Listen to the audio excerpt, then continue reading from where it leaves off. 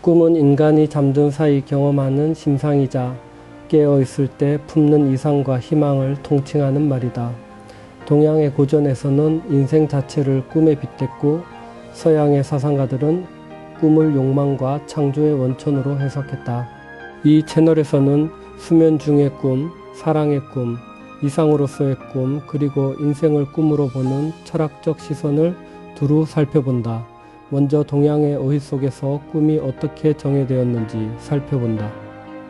만사계의夢은 이 세상의 모든 일이 꿈 같다는 뜻이다. 일본 헤이안 시대의 문인 스가와라 노 미치잔에는 눈물이 백천줄기 흘러내리니 만사가 모두 꿈 같다는 구절을 남겼다. 한자 그대로 풀면 만가지 일이 모두 꿈과 같다는 뜻으로 인간 세사의 무상함을 꿈이라는 한 글자에 압축한 표현이다. 일장화서몽은 한잠에 꾸는 안바방의 아름다운 꿈이라는 말이다. 황제가 낮잠을 자던 중 무의자연의 나라 화서에서 논인 꿈을 꾼 고사에서 비롯되었다. 꿈속 이상향을 잠깐의 체험으로 누렸다가 깨어나는 구조가 이후 동양 문학에서 꿈을 이상과 현실의 경계로 다루는 원형이 되었다.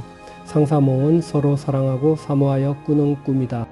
일침 강호몽은 한잠에 꾸는 강호의 꿈으로 속세를 떠나 자연 속의 논의는 자유로운 경지를 꿈에서 남아 누린다는 뜻을 담고 있다. 망사는 아득한 일을 가리키는 말로 이루어지기 어려운 원망이나 꿈같이 멀게 느껴지는 일을 표현할 때 쓰인다. 이 세 어휘는 동양에서 꿈이 단순한 수면 현상이 아니라 그리움, 자유, 아득함이라는 감정의 그릇으로 기능했음을 보여준다. 꿈의 발생 원리를 탐구한 동양의 기록도 있다. 조선시대 박물학저술 오주연문에는 다음과 같은 설명이 담겨 있다. 꿈은 사람이 잠들 때 유언의 변동으로 생긴다. 대체로 꿈의 경계는 신이 심상에 논일 때 생긴다. 그러나 그 논의는 한계가 멀지 않아 오장육부의 안을 벗어나지 못하고 이목시청의 문을 출입할 뿐이다. 신이 좋아하면 꿈이 생기고 신이 정하면 꿈이 없는 것이다. 정신이 고요해야 꿈도 사라진다는 이 관찰은 현대 신경과학의 언어와는 다르지만 꿈을 내면의 기운 상태와 연결하여 체계적으로 설명하려 한 동양 인식론의 면모를 보여준다. 꿈과 현실의 경계에 대해 일찍이 의문을 제기한 조선의 지식인도 있었다. 서리식은 백일몽에서 이렇게 썼다. 꿈이란 것은 밤에 꾸는 것이다. 자면서 꾸는 것이다. 꿈 아닌 때의 눈, 귀, 코, 혀, 몸이 진상이라면 꿈속에 그것도 꿈대로의 진상이다. 자나 깨나 그 허허실실은 마찬가지다. 깨어있는 상태의 감각이 진실이라면 꿈속의 감각도 그 나름의 진실이라는 이 주장은 꿈과 현실의 위계를 해체하는 독특한 인식론적 태도이다. 그리스 신화는 꿈을 신령한 존재로 형상화했다. 꿈의 신령 모르페우스는 잠의 신 휘프노스의 아들이다. 신화에 따르면 꿈이 지나는 문이 두 개 있다. 하나는 반들반들한 상하문으로 이 문을 나온 꿈은 정확한 사실을 알려주는 정몽이라는 것이다. 꿈을 거짓과 진실의 두 통로로 나눈 이 신화는 꿈에 대한 인간의 오랜 양가적 태도 믿고 싶으면서도 의심하는 들을 신화적 언어로 담아낸 것이다. 구약 성서의 창세기에는 꿈이 예언의 도구로 등장한다. 이집트 왕이 연속해서 두 가지 꿈을 꾸었다. 살찐 암소 7마리를 여인 숫소가 잡아먹는 꿈, 그리고 풍성한 벼이삭을 마른 이삭이 삼키는 꿈이었다. 요셉이 해몽하기를 7년 풍년 후에 7년 흉년이 온다는 뜻이니 풍년 동안 대비하라고 했다. 요셉의 말은 적중했고 이집트만이 흉년에 평안하였다. 이 고사는 꿈을 신의 메시지로 받아들인 고대 오리엔트 문명의 세계관을 반영하며 해몽이라는 행위 자체가 신성한 지혜의 발현으로 여겨졌음을 보여준다. 꿈을 통해 현실의 부귀영화가 허망함을 드러낸 동양의 고사들이 있다. 당나라 신기제의 침중기에 전하는 황량지몽이 그것이다. 노생이라는 청년이 도사 여홍의 베개를 빌어 조는 동안 명가의 딸과 결혼하고 재산까지 지내며 부귀영화를 누리는 꿈을 꾸었다. 눈을 뜨자 도사가 곁에 앉아있고 소태 끓이던 황량이 아직도 끓고 있었다. 이공자의 남가일몽도 마찬가지이다. 순우분이 술에 취해 느티나무 밑에서 잠이 들었는데 꿈속에서 계양국 왕을 만나 남가군의 태수로 20년을 지냈다. 눈을 뜨자 여전히 나무 밑에 자기가 누워 있었다. 느티나무 구멍을 찾아보니 개미 하나가 있었다. 그것이 국왕이었다. 이로부터 남가의 꿈이란 일장춘몽이라는 뜻으로 쓰인다. 두 고사는 모두 꿈속 영화가 순식간에 무너지는 구조를 통해 현실의 욕망과 성취가 얼마나 덧없는지를 이야기한다. 동양의 꿈 이야기는 종종 무상이라는 주제와 맞닿아 있다. 인생의 무상함을 꿈에 빗댄 서양의 목소리들도 이와 나란히 놓인다. 그리스의 극작가 메난더는 이렇게 말했다. 인생은 꿈 같아 아무 가치 없는 물방울에 지나지 않는다.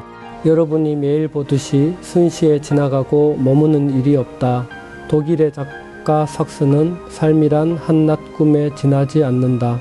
나의 꿈은 아름다웠지만 너무 짧았다고 했다.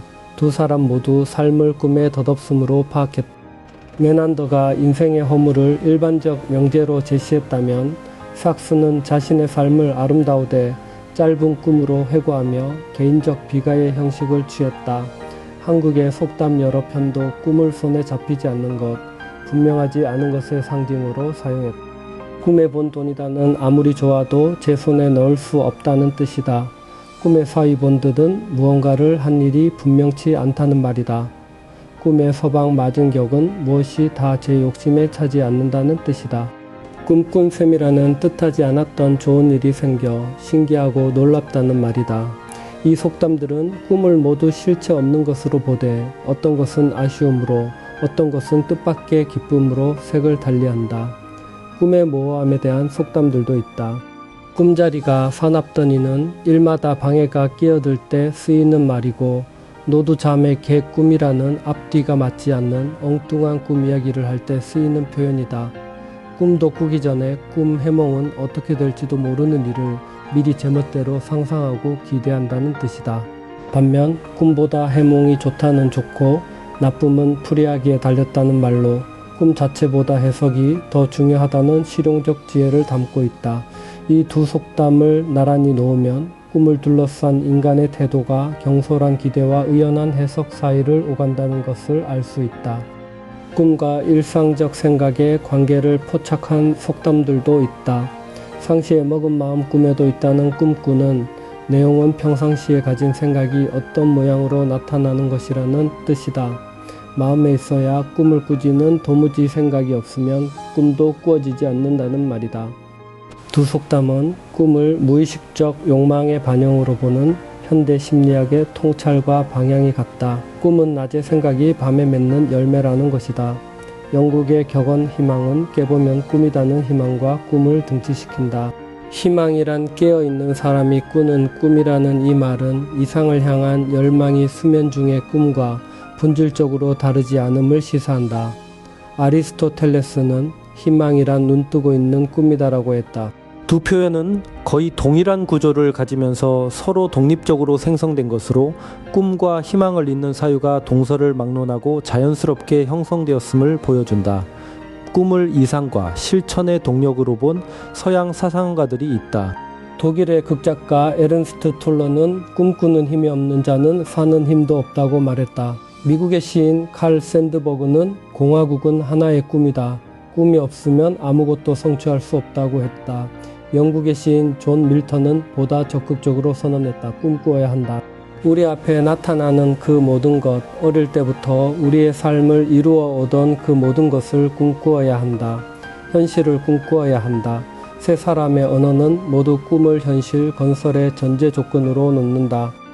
특히 밀턴의 현실을 꿈꾸어야 한다는 표현은 이상과 현실을 분리하지 않고 꿈꾸는 행위 자체를 삶의 조건으로 본다는 점에서 주목할 만하다. 꿈의 원천을 불만족에서 찾은 시각도 있다. 프랑스의 사상가 몽테뉴랑은 꿈은 불만족에서 나온다. 만족한 인간은 꿈을 꾸지 않는다고 말했다. 이 말은 꿈을 결핍의 산물로 규정한다. 만족한 자에게는 꿈도 없다. 이를 뒤집으면 꿈을 꾸는 자는 아직 세계와 불화 중이며 그 불화가 변화의 동력이 된다는 해석이 가능하다. 꿈을 창작의 원천으로 삼은 작가의 일화가 있다.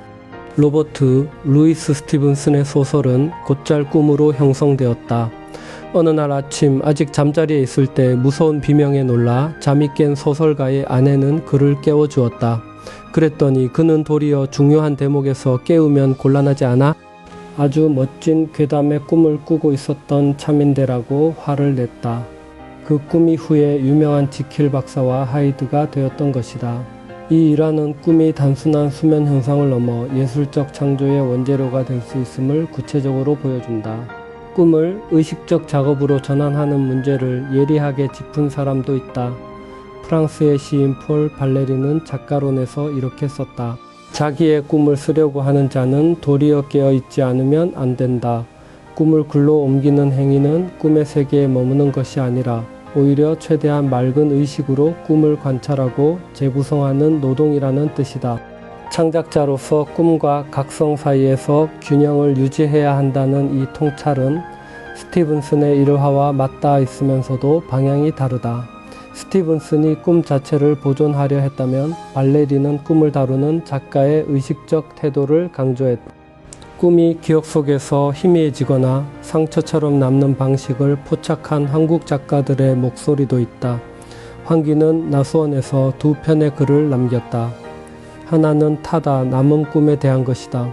추억의 무덤 위에 살아남은 염원의 조각들은 아득한 연기 어린 연대 속에 가라앉아 버린 꿈이었다. 타다 남은 꿈이여. 또 하나는 세계를 짓밟고 생명의 꽃을 심는 강렬한 꿈을 노래한다. 세계를 짓밟아 뭉갠 후 생명의 꽃을 가득히 심고 그 속에서 마음껏 노래를 불렀노라.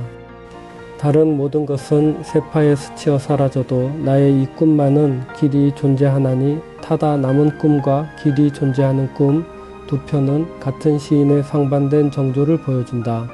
하나는 소진된 열망의 잿더미이고 다른 하나는 어떤 현실도 지울 수 없는 내면의 선언이다. 저네리는 꿈과 이상이 인간을 형성하는 방식을 이렇게 표현했다. 이상과 꿈이 우리를 만든다. 우리에게도 뜻밖인 형태로. 나는 요즘 회복기의 환자가 햇볕 속에 앉아 느끼는 꿈꾸는 듯이 나른한 행복과 편태에 산다. 이상과 꿈이 인간을 만들 때 예상치 못한 방식으로 작용한다는 이 인식은 꿈을 능동적 설계의 도구가 아니라 인간을 조용히 빚어가는 힘으로 본다. 꿈속에서 자연과 풍경이 변형되는 방식을 포착한 시인도 있다. 영국의 낭만주의 시인 워즈워스는 송시에서 이렇게 노래했다. 목장, 숲, 시내, 강과 모든 경치가 마치 천상의 빛 속에서 꿈의 영광과 신선함을 옷 입은 것 같이 보였다. 자연의 풍경을 꿈의 빛으로 채색한 이 묘사는 낭만주의가 꿈을 단순한 수면 현상이 아닌 세계를 다시 보는 방식으로 활용했음을 보여준다. 미국의 시인 캐서린 리 베이츠는 꿈을 애국적 이상의 언어로 사용했다. 몇 해인가 내다보는 오 아름다운 애국자의 꿈이여. 그대 설화 석고와 같이 희미한 도시들은 인간의 눈물로 맑게 되어 찬란히 빛난다. 꿈을 개인의 내면이 아닌 국가와 역사의 방향을 가리키는 빛으로 사용한 이 표현은 꿈의 공적 차원을 보여준다. 꿈을 속임수로 바라본 냉정한 시선도 있다. 영국의 시인 헨리 프라이어는 그들의 꿈이 되풀이 그들을 속이기까지는 그들은 그 꿈들을 믿는다고 했다. 꿈에 대한 믿음은 반복적인 배신을 겪고 나서야 무너진다는 이 관찰은 희망이 곧 꿈이라고 했던 아리스토텔레스의 낙관과 날카롭게 대비된다. 프랑스의 작가 보나르는 꿈의 출처를 육체에서 찾았다. 우리들은 연애를 꿈꾸지만 우정을 꿈꾸는 일은 없다. 꿈꾸는 것은 육체이기 때문이다. 꿈을 정신이 아닌 몸의 욕망으로 규정한 이 관점은 꿈의 내용이 왜 우정보다 사랑에 집중되는지를 간결하게 설명한다. 아일랜드의 시인 토마스 무어는 인생에는 사랑의 젊은 꿈만큼 달콤한 것은 없다고 노래했다. 이 짧은 문장은 꿈이 만들어낼 수 있는 가장 강렬한 감각을 사랑의 꿈으로 지목한다. 한국 시조와 가사 문학에서 꿈은 압도적으로 사랑과 이별의 언어였다. 특히 꿈속에서 임을 만나고 깨어나 그 허망함을 탄식하는 구조가 반복적으로 나타난다. 조선의 기녀 시인 황진이는 꿈속에서 임을 찾아가지만 엇갈리는 상황을 이렇게 노래했다. 임차자 꿈길 가니 그 님은 나를 찾아 밤마다 오가는 길 언제나 어긋나네. 이후란 같이 떠나서 노중을 하고저 이옥봉은 달빛 아래 임을 그리며 이렇게 썼다. 사창에 달 밝으니 님 생각 더욱 자랏. 오가는 이 꿈길이 자치곧 있었더란 님의 집 문전석으로 마당이 모대된가 하노라. 만약 꿈길에 발자국이 남았더라면 임의 집 앞 돌길이 모래가 되었을 것이라는 이 상상은 얼마나 자주 꿈속에서 임을 찾아갔는지를 역설적으로 드러낸다. 이명환은 꿈길에 자취가 없음을 슬퍼했다. 꿈에 다니는 길이 자치곧 날작시면 임의 집 밖이 성노라도 다를노라. 꿈길이 자치 없음에 그를 슬퍼하노라. 이옥봉의 시와 같은 상상을 공유하되 이명환은 그 가상의 흔적이 없음을 슬픔의 근거로 삼았다.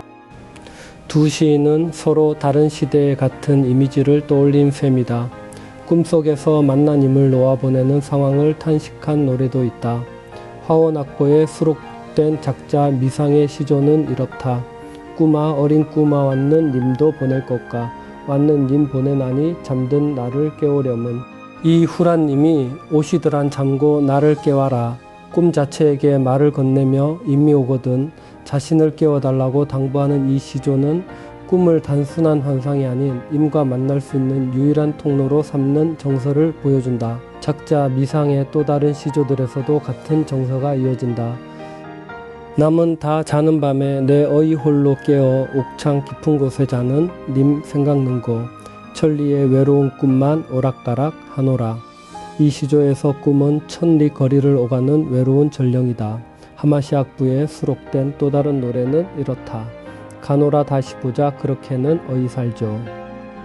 천리라도 꿈이면 아니 보랴. 꿈 해여 곁에 없으면 그를 어이 하리오.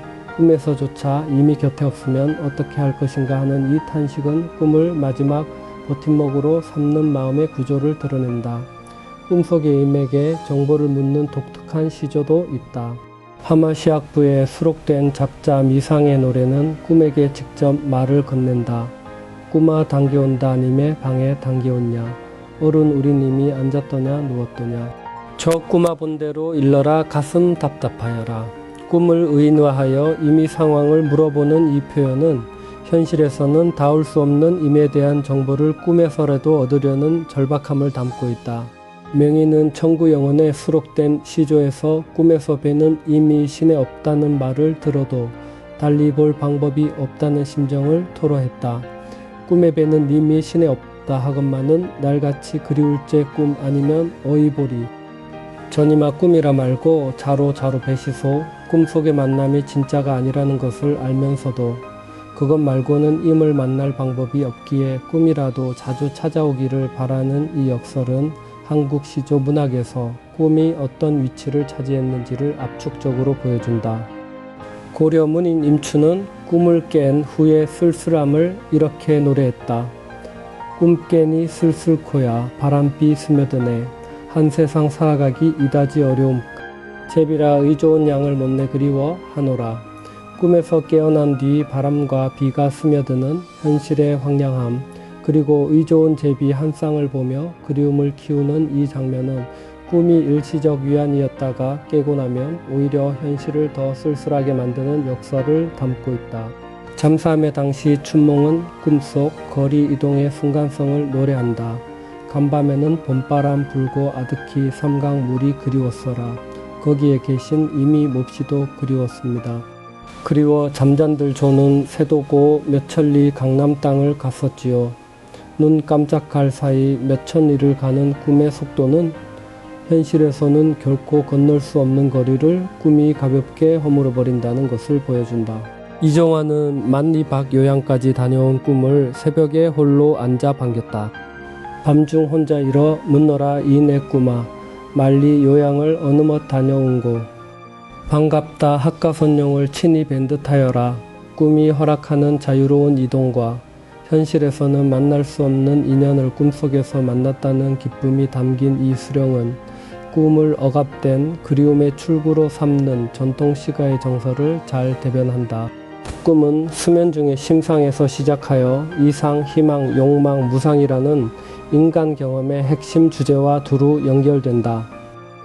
동양의 고사는 꿈을 인생 허망의 거울로 삼았고 서양의 사상가들은 꿈을 현실을 움직이는 동력으로 보았으며 한국의 시가는 꿈을 이별한 임을 만나는 유일한 통로로 삼았다. 아리스토텔레스의 말처럼 희망이란 눈뜨고 있는 꿈이다. 꿈과 희망은 결국 하나의 뿌리에서 자란다. 동양의 고사가 꿈을 인생 허망의 거울로 삼은 통찰은 성경의 시선과 멀지 않다. 야고보서 3장 14절은 너희 생명이 무엇이냐? 너희는 잠깐 보이다가 없어지는 안개니라 라고 말한다. 황량이 끓는 동안 누린 부귀와 느티나무 아래 펼쳐진 20년의 영화가 한 줌 안개와 같았듯 성경 또한 인간의 모든 영화가 잠시 머물다 쓰러지는 것임을 일깨운다. 그러나 성경은 꿈을 허망함의 증거로만 두지 않는다. 요셉의 해몽이 보여주듯 꿈은 때로 하나님이 사람에게 뜻을 전하시는 통로였다. 사도행전 2장 17절은 너희 늙은이들은 꿈을 꾸리라라고 하여 꿈조차 하나님의 음성을 드러내는 자리가 될 수 있음을 말한다. 그러므로 꿈과 현실의 경계를 물었던 서리식의 질문도 희망을 눈뜨고 꾸는 꿈이라 한 아리스토텔레스의 말도 끝내는 안개 같은 인생을 그 손에 붙드시는 분에게로 향한다.